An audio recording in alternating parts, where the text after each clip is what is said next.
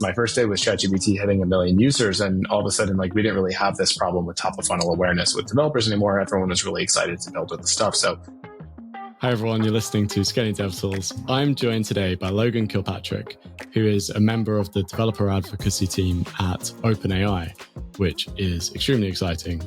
Thank you so much for joining, Logan. Jack, thanks for having me. This is going to be a ton of fun, and we were talking before this about all the questions that you sourced from the developer committee. So I'm super excited.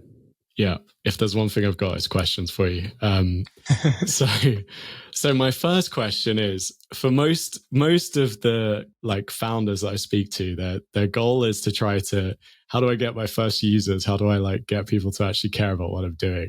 And you kind of have the opposite problem where it seems like the entire world is looking at OpenAI and everyone cares a lot about what you're doing. So I wondered what challenges you have when you already have a lot of attention. Yeah, this is a great question. And I think it's oftentimes, it's a great problem to have. It's not a problem that you often run into. Like, it's not a skill set that I was like thinking about. Like, I think my experience had been much more like, trying to scream into the void of like telling developers why the thing that I was excited about should also be exciting for them. And I think at OpenAI, when I was originally being hired, like that was actually the part of what we were trying to do was we had GPT 3.5. We had the API, but developers really didn't understand like what they could build. There was like a few early customers like the Jasper AIs of the world and others who were building really interesting things, but nowhere near widespread market adoption. And it just so happened that after a very long hiring process, my first day was ChatGPT hitting 1 million users, and all of a sudden, like, we didn't really have this problem with top of funnel awareness with developers anymore. Everyone was really excited to build with the stuff. So then it really turned to, we had, I think at the time, like a 7-person team that did like all of the API stuff. Like the entire developer platform was like 7 people, and it became like, how do we make the best developer product ever? And we had like 1 PM at the time. We had like a few engineers and me, and like it was a lot of scrambling and a lot of work. Because even after we had the success of ChatGPT, like it takes a while to like fire up the hiring engine to the scale that we're at today. And so even for like the GPT-4 release, the ChatGPT API release, like we didn't have a huge team for those. So it was a lot of the initial work that I did was focused on like DevX, like how do we make things better for developers? And to actually answer your question about what is the really hard part for people today, it's really how do we help people scale reliably on our platform? And there's just so many, there's so many challenges with that because of how compute intensive these tools are that, and how much demand there is. We have to make a lot of like trade-offs that I don't think like, and no one wants to be making these trade-offs, but it's just, the position we're in today. So it's a lot of those decisions and like trying to optimize the crappy trade-offs we have to make to be like the most developer friendly thing that we could do. Even though there's like so much more that we have to do. Yeah. And would one of those trade-offs, I think I heard you talk about on another podcast where someone was asking about having like billing and usage by like API key. And you were talking about like in theory, this is relatively easy to implement, but we also need to think about the scaling. And 100%. Yeah, I do remember saying that. And the good news is we did release API key-based usage. So we do have it now. I think like the engineering work finished on like December 20th or something. And then we rolled it out to everybody like a couple of weeks ago. So I was super excited to see. But it is like, that is a great example of like, there's all of these like core platform things that we need to do to make it like easier for enterprises and companies and just individual developers to use our platform. And like, we trade those off against like, well, we have new models that we need to release and like new APIs that we need to build, like the assistance API, for example. And like, how do you make the trade-off between those like core features that people want and new modalities and new APIs? And like, historically, we've skewed towards like, hey, let's just keep shipping new models and new APIs. And like, it's, the actual like platform has fallen to the wayside. And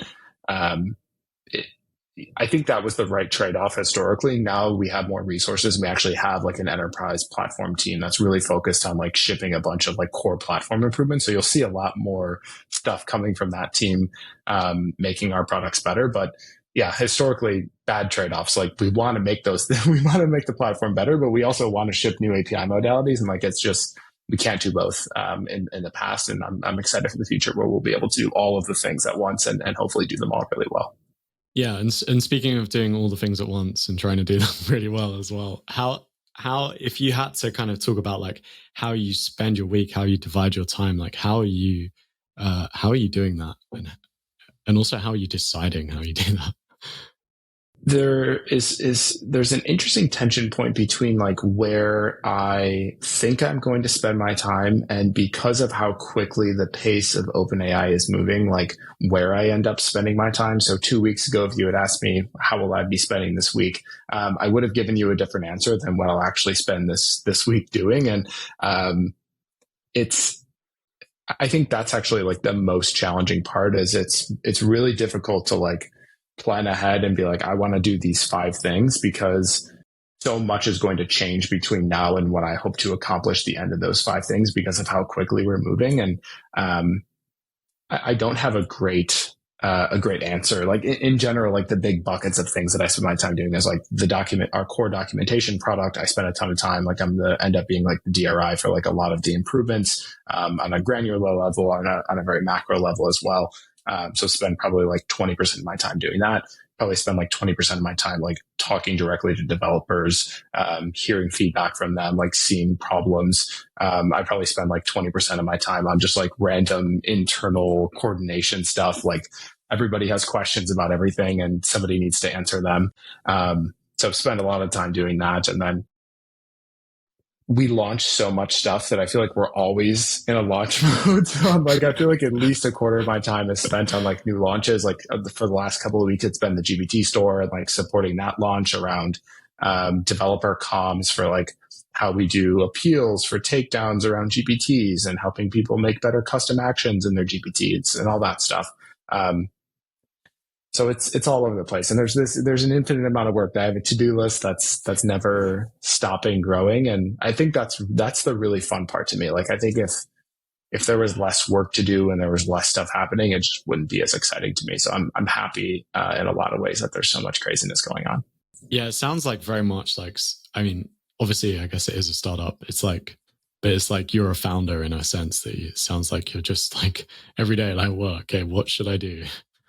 Yeah, 100%. I think it's like, again, the company's changed in many ways for the better, given now that we have so many more people. Like we used to just really be so resource constrained that like you would just have to say no to everything. And now I feel like we can say yes to a lot. And like I get to say yes to a lot more because like I know that we have, 5 other people who are doing some really important work behind the scenes.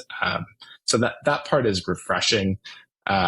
Because we've scaled so much. So it's been nice to not have everything be on such a small team of folks. Yeah, that makes sense. One of the kind of related questions I had is that when everyone is kind of looking at you, does it make it harder to be like that kind of like experimental, scrappy startup? Yeah, it certainly is. I was trying to think of what the silver lining the silver lining of it is, and like in reality, like it is really difficult to have that spotlight on you. Like I think in some sense, like it's fun sometimes to have that spotlight, but there's a lot of times where I'm like, I would love to just be able to like ship stuff and like get things out to the world. And I think we do have an internal company culture of like just do stuff, like get it out there, have agency, like go and solve the problem, and like it doesn't need to be the perfect solution. But I think like that mindset and that culture is like definitely deeply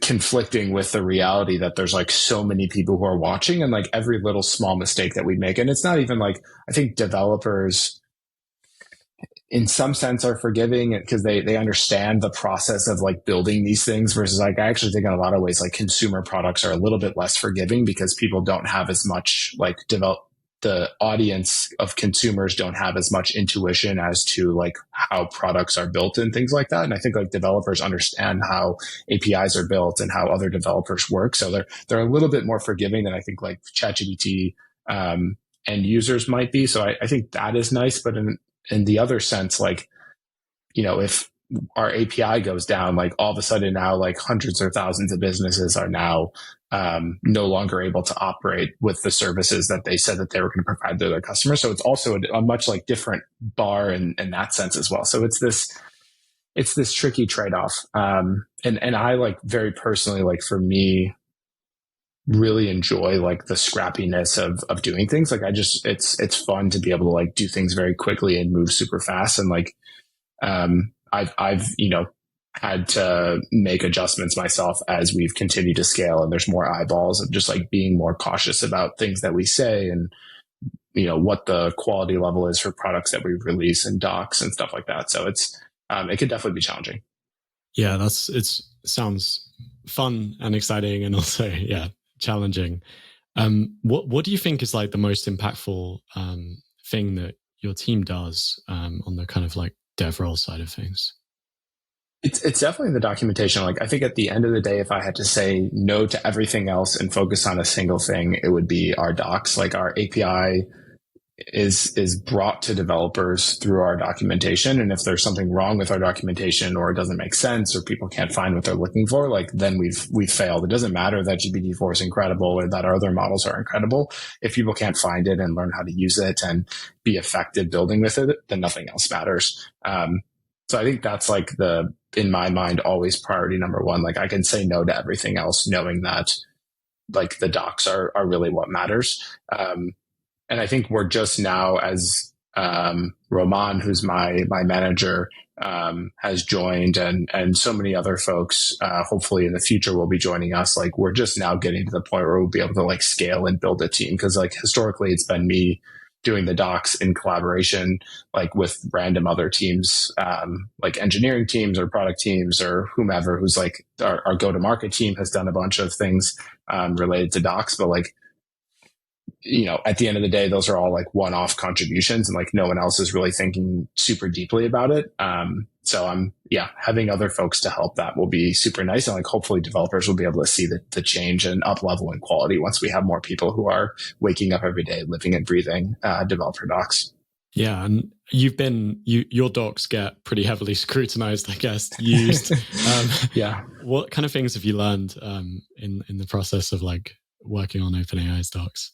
I think something that, mostly because it's been me writing the docs, like we've not done, and I think Stripe is maybe a great example of where people have done a better job of this. And I'm sure there's other good examples, but like, I really am a sucker for like, a beautiful design that like invokes this like deep emotion as you're using developer documentation. I think like that manifests itself for a lot of other developer tooling companies, like around, like landing pages. Like I think I'm not a designer by trade. So like I have a really hard time in my mind, like picturing how to build what it is that I want. But like we just kind of throw you into like the technical details. And like, I think what actually makes a lot of sense is for us to like have some like well-designed signposted landing pages that like take you for different personas or along different journeys. And like, we don't do any of that today. We really like, pretty minimally like give you the information you would need and kind of assume that everybody's a developer who's reading it. And like, that's not the reality. Like there's a lot of other personas who are showing up today. So I think the lesson for me has been like, we need to build those things for people. And like, I don't personally have the right skill set to be the one to do that. Like I can think about what makes sense for developers, but there's like all these other things that we need to consider. And it just ends up being like a huge endeavor to take on, which is why we haven't solved the problem yet. How are you figuring out where the gaps are in terms of like, okay, we don't have these personas? Is it just from like, you just go and chat with people or? Yeah, I think it's chatting with people. And I think it's a lot of also just like looking through other people's, like great examples of like other developer companies that I really like. And like, I think our docs are just like very lacking in terms of like, of those pieces, and like they're very heavy on text and like not heavy on like diagrams and videos. And it's just because like, again, we historically like have not created a lot of other types of content. Like it's really just been like text as the thing that we create. Also because we've been moving so quickly, like, so yeah, I was gonna say yeah, like essentially our entire, if you look at the docs that we had a year ago compared to where we have today, like all of the docs from a year ago are gone. And we now have like completely new docs, not because like we just like rewrote everything, because it's like we have different surface areas. Like a year ago, the API was very different than it is today. So it's like hard to make the like longer term investment in like video content and stuff like that when you know that it's not going to potentially stand the test of time. And I think things are like slightly different. Like I think GPT-4 is going to be around for a while, but yeah, it's still an interesting trade-off. Yeah. No, that makes sense. But like I always think the observation with like OpenAI's like that you just did, you do some things like so well that like it kind of doesn't matter if there's like these other things there. People will still come to you. That's been the I think that is 100% true. I think the trade-off though is like for us, you know, that's only true to the point that I tweeted this the other day more so just because I was curious to see people's reaction. But you know, that OpenAI is only as good as its next model. And like, I think if that mindset is true, and with how much competition that there is in the model provider space, like we really do need to have this like holistically incredible developer experience across our surface areas. Like we can't just rely on always being like, which I think we will be. Like I, selfishly think we will always have the best models because I see the order of magnitude of the investments that our company's making and the people we have doing research. But I think it's the wrong thing to do is to like assume that that's going to be the case and not try to make the investments in like incredible content and experiences and all these other things. Yeah. And how do you feel like you can be better than like all the other kind of like model providers and like developer experience? Yeah, I think like in a lot of ways, because we are so focused on developers, like I think like it is impossible for, I know like people associate at like the mass market level OpenAI with ChatGPT, but really for OpenAI to be successful, our API has to be successful, and we have to make it the best thing for developers to build with, because our mission is making artificial general intelligence that benefits everybody. And for the assumption to be that ChatGPT is what is going to go and be the mechanism to do that, I don't think is going to be true. I think ChatGPT is going to be immensely successful and, could be at the order of magnitude of, a Google search or something like that. But even if that's true, there's still many orders of magnitudes of more distribution that you could have through an API product. And like we see that today, like there's so many people who use ChatGPT, but there's also like probably hundreds or many hundreds of millions of end users who are using AI products who don't even know that it's OpenAI who is powering their experience. And I think that is like the required thing. So I think like a lot of other providers, you could, I like Google. I think Google's a great company, but like Google's mission is not in some ways like not reliant on them like building the best product for developers. Like I think they have Google search and like maybe they're, I'm sure they have some other way of framing their mission. This is for me externally looking at it. But like I think for us to be successful, we need developers as part of that. And I don't think that's necessarily true for a lot of companies. I think that's probably like the biggest differentiator. It's just like a core piece of our mission.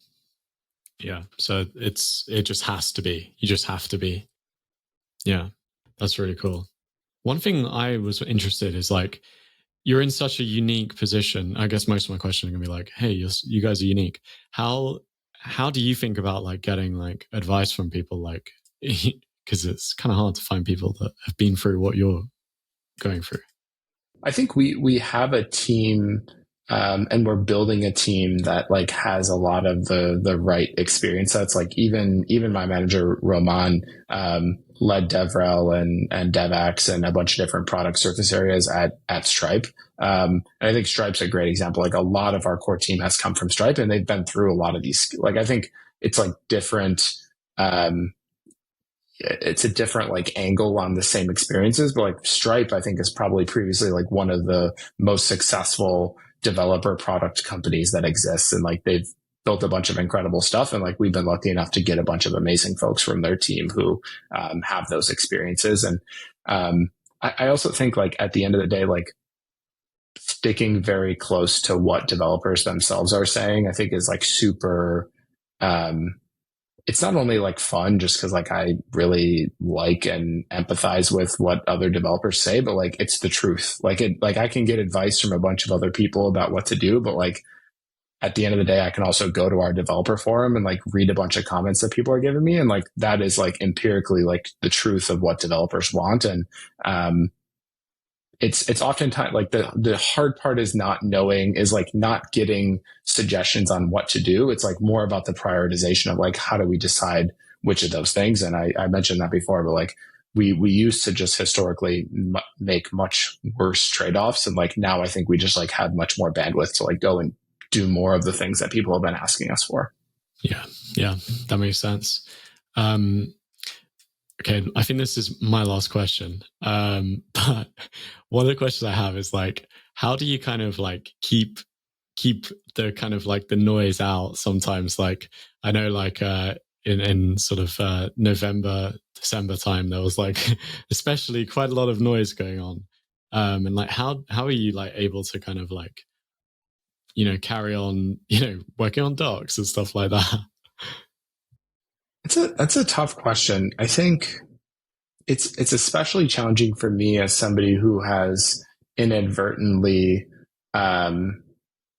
like become much more public for OpenAI developers. Like I don't think that was like very intentional. Like I was just kind of doing the thing that needed to be done. And now I feel like I'm always in this constant trade-off between it would be really nice to not be online, and like it would be really nice to like take time away, and like I'm always like close to tweeting like, I'm going to take some time away from Twitter. But on the flip side, like at the end of the day, like it's part of my job. There's also like a huge need, and like I continue to get like extremely high valuable signal. Like I get DMs from people all the time being like, hey, this thing is broken, or, this thing's not working to me. And I get to go and surface that to our teams. And like, if I take time away and decide not to do that, then I'm like really doing a disservice to our developers and our customers. So it's a tricky trade-off. I think at the end, like, I think going back to trying to stay focused on like doing deep work, it's like at the end of the day,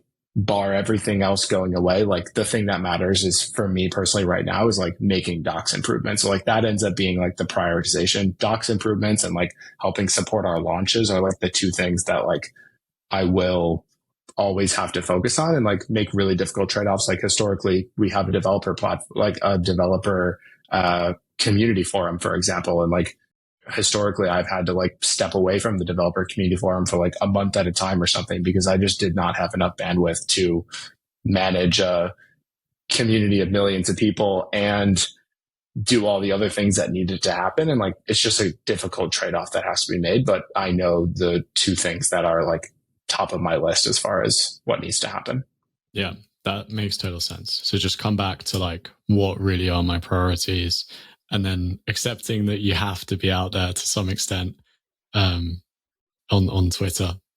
And being apologetic. Like I spend a lot of my time apologizing to people in our developer community and things like that like we can't do more. And I think like it's like part of it is just like being humble about the reality that like we're not always giving people what they want, and like there are gaps. And I think it's like easy to buy into the idea that, OpenAI has this incredible developer platform and we've had all this success, and therefore like we don't need to apologize to people. But I think it actually goes a long way. And like I do in many cases like feel apologetic about the fact that we've dropped the ball for some, sliver or fraction or portion of people who are trying to build stuff with our platform.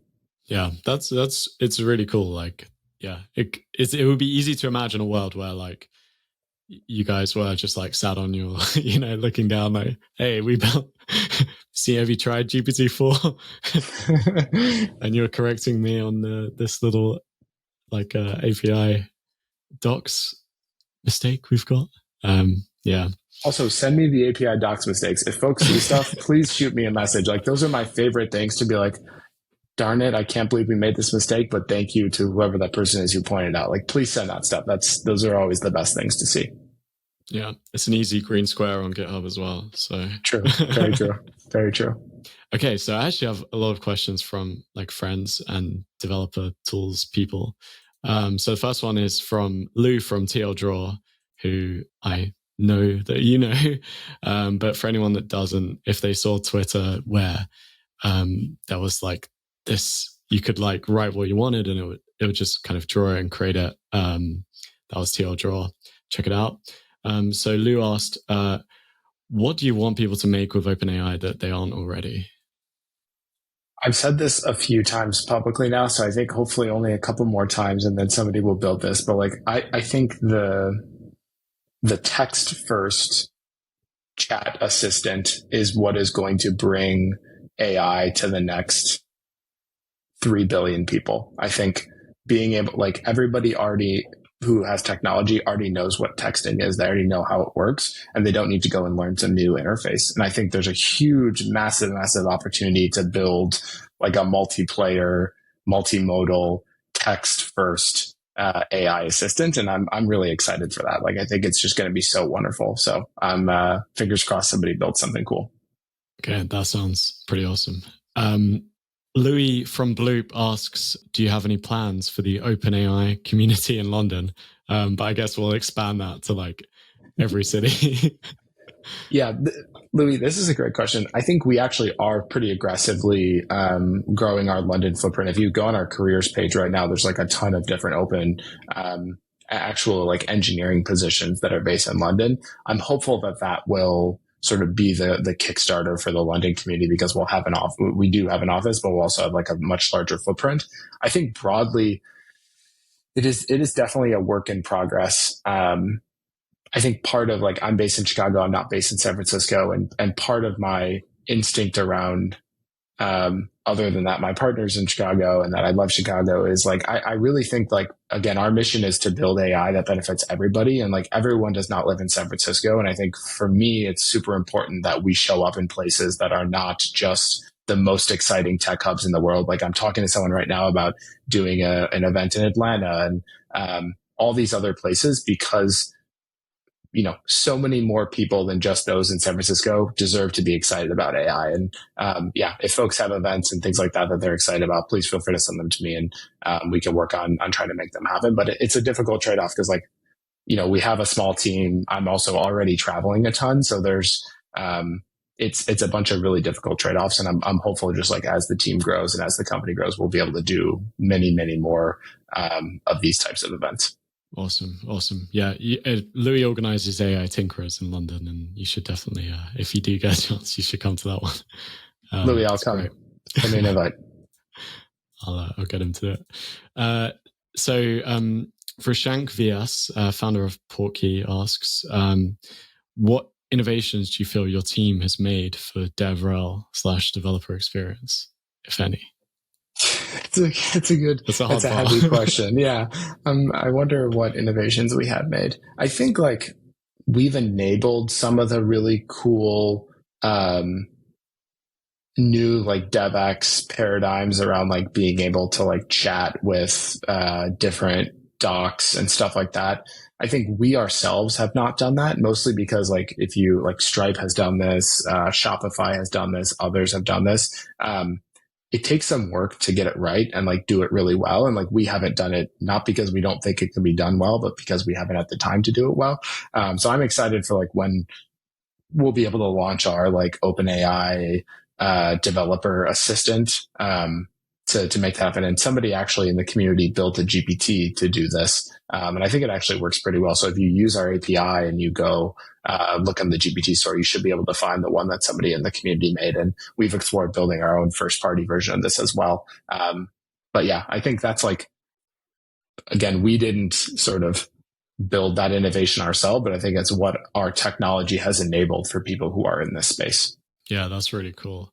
And Louis, his company Bloop do like where you can like talk to your code base and like ask like Oh, general nice. questions. Like, Yeah. I'm like, that's one of the coolest things. Like I use ChatGPT and Cursor and Copilot and a bunch of other like AI development products. And like, I'm like, I don't know what I would do if I did not have these. Like I would be like so much less effective at my job. It's so nice to be able to have it. That's awesome. John from Joyfill asks, what is the number one DevRel tactic you'll be using in 2024?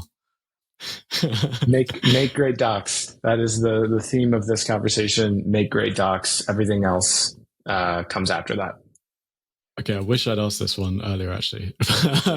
Is Edo, who's a software engineer in London, there's a bit of a London theme. Is there something that OpenAI developers are currently unhappy with that you really want to improve in 2024? Yeah, I think one of the big things is like the freedom to scale with us. I saw this thread from somebody a few months ago talking about how challenging and how upset they were with the experience as they've grown their company and their business using the OpenAI API, and how hard it was to like get additional like higher rate limits and quota and stuff like that. And I think that's historically been the biggest challenge. And a lot of it is rooted in the capacity constraints. Like we just don't have enough capacity for everyone to do the things that they want to do, which is just so mind blowing to me. Like for the first year and some change of being an OpenAI, I'm like, how can we not just get more computers for people? Like I don't understand. It's like we have money. We can like give people money, and there's nothing for us to buy with our money, and it just it's really challenging. And I think that's probably the biggest thing. Like we solve that, it's going to be a huge unlock for people, and then they're not going to feel like they're like they need our permission to scale. Like by default, they can scale to whatever it is the level they want to. So I'm really hopeful we'll solve that by the end of the year. Okay, amazing. Yeah, that sounds great. Yeah, more computers. Okay, last, like these are just like kind of more silly ones, I guess, but mundane thing that you spend a lot of your time doing at such an exciting company? I spend a lot of time looking through like Twitter DMs and emails and stuff like that. And it's not like mundane because it's usually people asking me for something interesting, but it's like very difficult to stay on time. And like I'll have like a day where I don't look at my email, and it's just like almost intractable to like go back and try to figure it out. So I'm trying things like superhuman AI, and I need like superhuman AI for my Twitter DMs would be really useful, because there's just like so many things that have slipped through the cracks that I'm like, it's impossible to go back and find. So hopefully superhuman will build that for me. Yeah, you're going to get a cold DM about that as soon as this comes out. I hope so. Have you managed to take any vacation since you joined? I have, and I was talking to my girlfriend about this, like the right time at OpenAI, not that this is useful for anyone else, but the right time at OpenAI to take vacation is between like Christmas and New Year's, because we have a code freeze. Every other time I've taken vacation, something has come up where like we end up deprecating models, or there's some new release, or something always happens. And that's not the case between Christmas and New Year. So I need to, this coming year, I'm going to plan a nice relax. It's like the only time to actually unplug. Like I've gone on vacations, but it's like in the back of my mind, I'm like worried because, you know, something else is always going on behind the scenes. So Christmas 2024 is going to be wonderful. I'm excited to take a break. Okay. And a final question, as your Chicago resident, best dish place? I ate a lot of Lumo Natties growing up. So Lumo Natties is great, but I'm actually much more of a, if you're in Chicago, a place, I don't think it's considered a chain, but Paradise Park has, this incredible, it's like, I could go on for a while about pizza stuff, but like the problem with pizza is like it's either undercooked or overcooked or too sloppy or like has not enough sauce. Paradise Park has this really beautiful mix of all of those things. And it's just like really high quality and consistent. I feel like I can get it every time and I know it's going to be good. They also have a really great salad that goes along with it. So Paradise Park, incredible. Amazing. So hopefully see that at some Chicago OpenAI developer meetup or something. Hopefully we'll make it happen. Amazing. Logan, thank you so much. Is there anything, if you had to have like a big takeaway for DevTools founders who are, working on their thing that you've learned over the time that you've been at OpenAI? I think, and hopefully this won't be an annoying answer for people, but I think like enjoy the rise to like hopefully success as a DevTools founder. Like I think like if I really enjoyed so much like the first like 6, 7, 8 months of my time at OpenAI, because it was like we were really fighting and scrapping to like get through all this stuff. And I think it's just like a very different problem space once you like are quote unquote like successful in what you're doing. And I think like people often think that that's like, going to be and of course there's a bunch of benefits to it and everything, but in a lot of ways, like that beginning period where like it's just you and a small team of people trying to get developers excited about what you're doing is like probably going to be the most fun time that you have. So enjoy that time, and it will hopefully it'll hopefully end at some point, and you'll be super successful, and then you'll have had this beautiful journey. Amazing. And you're hiring, is that correct? Yeah, our team's growing across like, every dimension. So even if you're not somebody who's like wants to do dev tooling stuff, we have an incredible amount of open positions, both in the US and San Francisco. We have a bunch of open positions in London, a few open positions in Ireland. So come work with us. We have a bunch of open developer platform positions as well. So if you're an engineer, or I think we might have some engineering manager roles open on the developer platform team as well. So we're scaling like crazy. Come work with us if you're awesome at what you do. Shoot me a DM, and would love to chat more. Amazing. And if people want to follow you personally, they can on Twitter, LinkedIn, wherever you're excited to talk about AI. I'm probably there talking about AI stuff. Amazing. Thank you, Logan. Thanks so much for joining. And thanks everyone for listening. And see you again soon. Jack, this was a ton of fun. Thank you for having me.